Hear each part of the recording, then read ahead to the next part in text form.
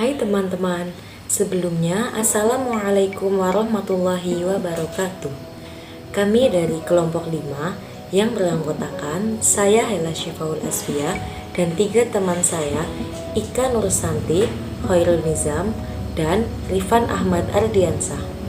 Di sini kita akan mempresentasikan hasil diskusi dari kelompok kami mengenai Pancasila sebagai landasan sikap anti korupsi. Teman-teman, kalian pasti sudah tahu kan apa itu Pancasila? Ya, Pancasila merupakan dasar negara. Pancasila merupakan ideologi bangsa untuk menentukan arah dan tujuan bangsa. Pancasila juga merupakan sumber dari segala sumber hukum yang ada di Indonesia. Pancasila termuat di dalam pembukaan Undang-Undang Negara Republik Indonesia tahun 1945 pada alinea keempat. Berbicara tentang Pancasila, tidak terlepas dari ideologi bangsa yang mengisyaratkan masyarakatnya agar terjauh dari kejahatan dan segala pelanggaran-pelanggaran. Salah satu pelanggaran dan kejahatan yang ada di Indonesia yaitu korupsi. Nah, untuk mengetahui lebih dalamnya akan dijelaskan oleh teman kita Ika Nursanti. Di samping itu, undang-undangnya pun sudah kami siapkan. Jadi segala kegiatan kita akan terlindungi oleh undang-undang. Biarlah rakyat yang bodoh itu menerima nasibnya. Benar. Dan ketika nanti kita sudah tidak berkuasa lagi, kita sudah menjadi sangat kaya raya. Iya, itu karena semua perbuatan kita sudah terlindungi oleh hukum. Bagus, bagus. Kalian semua memang teman yang sejati.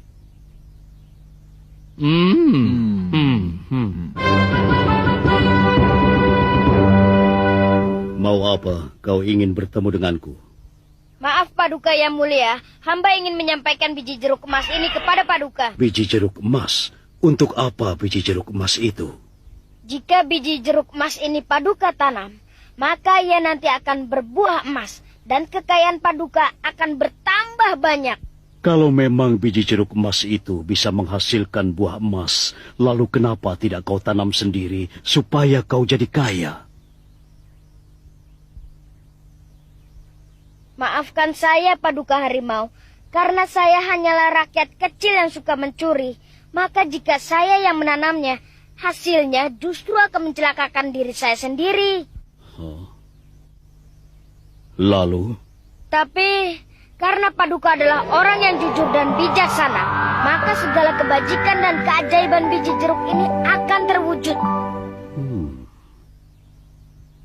Tapi bagaimana kalau aku ternyata tidak jujur dan bijaksana? Jika Paduka tidak jujur atau suka berbuat dosa, maka pohon dan buah jeruk ini yang akan menghukum Paduka. Tidak, tidak, jangan aku. Aku tidak bisa. Aku tidak bersih. Aku banyak melakukan nepotisme dengan kroni-kroniku. Kalau begitu, biji ini kuberikan pada Jenderal Anjing saja ya. Tidak, aku tidak mau celaka. Aku pun tidak bersih. Karena aku banyak melakukan korupsi uang rakyat. Kalau begitu, biji ini akan kuserahkan pada Pak Hakim. Anda terlihat sebagai hakim yang bijaksana, maka beruntunglah Anda bisa memiliki biji ini. Tidak. Tolong jangan berikan biji jeruk itu padaku. Kenapa menolak, Pak Hakim? Ampun. Serahkan saja biji jeruk itu pada yang lain. Aku sering melakukan praktek kolusi dan suap dalam tugas-tugasku. Aku tidak mau celaka karena biji jeruk itu. Aku rakyat kecil begini, kalian penjarakan lama sekali hanya karena mencuri sebuah jeruk. Sementara kalian yang melakukan kesalahan-kesalahan besar bebas berkeliaran. Mana keadilan yang selama ini kalian bicarakan?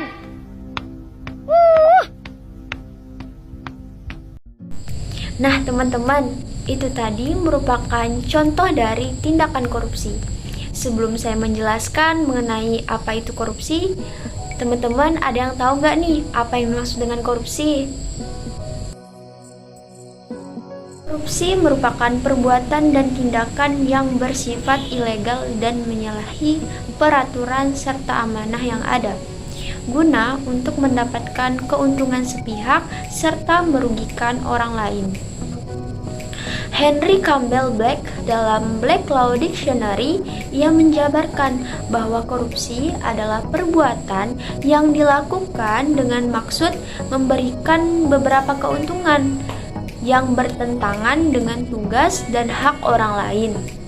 Perbuatan seseorang, pejabat, ataupun seseorang yang diberikan kepercayaan, namun dia melawan atau bertentangan dengan hukum yang ada. Secara keliru menggunakan kekuasaannya untuk mendapatkan keuntungan untuk dirinya sendiri ataupun untuk orang lain, yang pastinya itu sangat bertentangan dengan tugas dan hak orang lain. Sedangkan berdasarkan Undang-Undang Nomor 31 Tahun 1999, korupsi adalah tindakan seseorang secara melawan hukum melakukan perbuatan untuk memperkaya dirinya sendiri ataupun orang lain, yang tentunya juga merugikan keuangan negara dan perekonomian negara.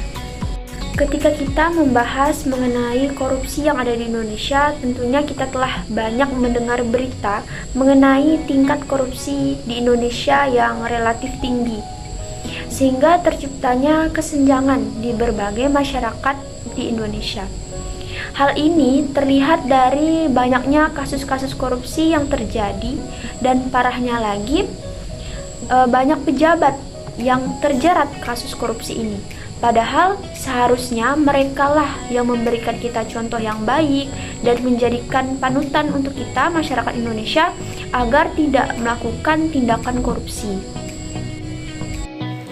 Faktor penyebab terjadinya korupsi dibagi menjadi dua, yaitu faktor internal dan faktor eksternal. Faktor internal yang pertama adalah sikap tamak atau rakus seseorang. Sikap tamak akan membuat seseorang merasa kurang dengan apa yang mereka miliki. Mereka terus ingin memperkaya dirinya dengan mengambil milik orang lain, yaitu milik rakyat. Faktor internal yang kedua, moral yang kurang kuat. Orang yang moralnya kurang kuat akan mudah terkena godaan untuk melakukan kejahatan. Godaan itu bisa datang dari mana saja, bisa dari teman, bisa dari atasan, dan bisa juga dari keluarga. Orang yang moralnya kurang kuat akan mudah tergoda dengan godaan-godaan itu. Faktor internal yang ketiga adalah gaya hidup yang konsumtif. Gaya hidup yang konsumtif adalah perilaku seseorang yang secara berlebihan membeli suatu barang atau jasa. Orang yang gaya hidupnya konsumtif akan lebih mengutamakan keinginannya daripada kebutuhannya. Gaya hidup yang konsumtif ini adalah gaya hidup yang tinggi sehingga akan menyebabkan keborosan. Hal ini juga mendorong seseorang untuk melakukan korupsi karena apabila gaya hidupnya lebih tinggi dari pendapatannya, tentu mereka akan membutuhkan uang yang lebih untuk memenuhi gaya hidupnya itu. Yang kedua ada faktor eksternal. Faktor eksternal yang pertama yaitu faktor sosial. Korupsi merupakan budaya dari pejabat. Adanya tradisi memberi yang disalahgunakan oleh orang-orang yang tidak bertanggung jawab. Pada umumnya, jajaran manajemen selalu menutupi tindak korupsi yang dilakukan oleh segelintir oknum. Apabila seseorang berada di sebuah lingkungan yang dimana lingkungan itu sudah sering melakukan korupsi, maka tidak menutup kemungkinan bahwa orang itu juga akan melakukan korupsi. Faktor eksternal yang kedua adalah faktor ekonomi. Mengapa faktor ekonomi dapat mendorong seseorang untuk melakukan korupsi? Seperti ini. Ada seorang pejabat yang memiliki bisnis. Lalu bisnisnya mengalami kebangkrutan atau kehancuran. Hal ini dapat membuat pejabat ini untuk mengambil uang yang seharusnya bukan haknya dan bukan miliknya, lalu dia ambil untuk kepentingannya sendiri. Jadi kemerosotan ekonominya akan membuat seseorang dapat melakukan korupsi. Faktor eksternal yang ketiga ada faktor hukum. Sistem hukum di Indonesia untuk memberantas korupsi masih sangat lemah. Hukum tidak dijalankan sesuai dengan prosedur yang benar. Aparat mudah disogok sehingga pelanggaran sangat mudah dilakukan. Faktor eksternal yang terakhir adalah faktor politik. Monopoli kekuasaan merupakan sumber korupsi. Faktor yang sangat dekat dengan terjadinya korupsi adalah budaya penyalahgunaan wewenang. Di Indonesia, budaya penyalahgunaan wewenang ini masih sangat tinggi dan tidak adanya sistem pengendalian yang baik, sehingga menyebabkan masyarakat menganggap bahwa korupsi merupakan suatu hal yang sudah biasa terjadi. Saya Rifan Ahmad Ardiansyah akan membacakan dampak terjadinya korupsi. Korupsi mengakibatkan melambatnya pertumbuhan ekonomi suatu negara, menurunnya investasi, meningkatnya kemiskinan, serta meningkatnya ketimpangan pendapatan. Bahkan korupsi juga dapat menurunkan tingkat kebahagiaan masyarakat di suatu negara. Korupsi mewujud dalam berbagai bentuk serta menyebabkan berbagai dampak, baik pada ekonomi dan masyarakat luas. Berbagai penelitian maupun studi komprehensif soal dampak korupsi terhadap ekonomi dan juga masyarakat luas telah banyak dilakukan hingga saat ini. Hasilnya, korupsi jelas menimbulkan dampak negatif.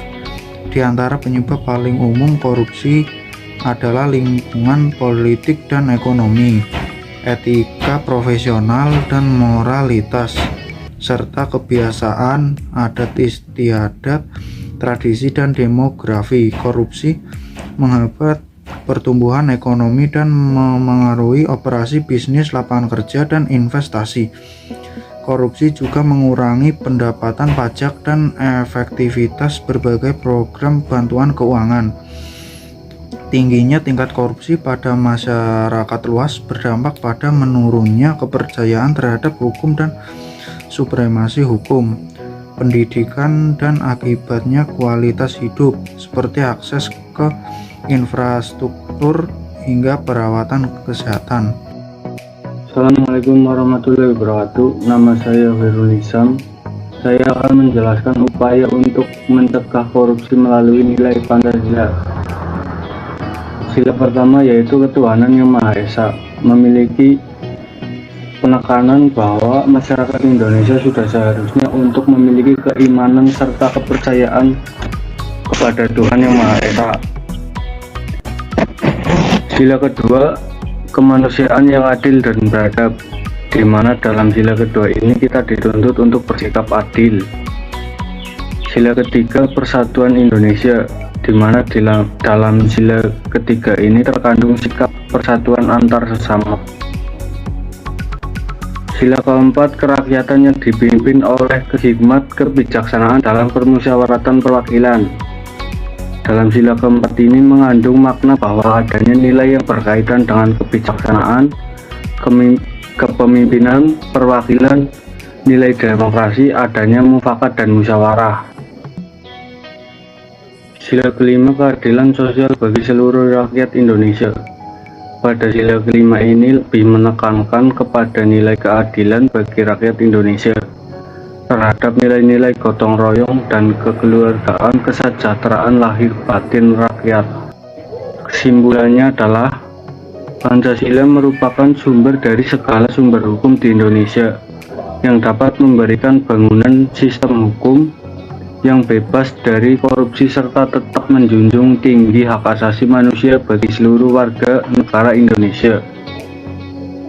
Korupsi merupakan salah satu penyakit yang sudah sangat susah dihilangkan di negeri ini.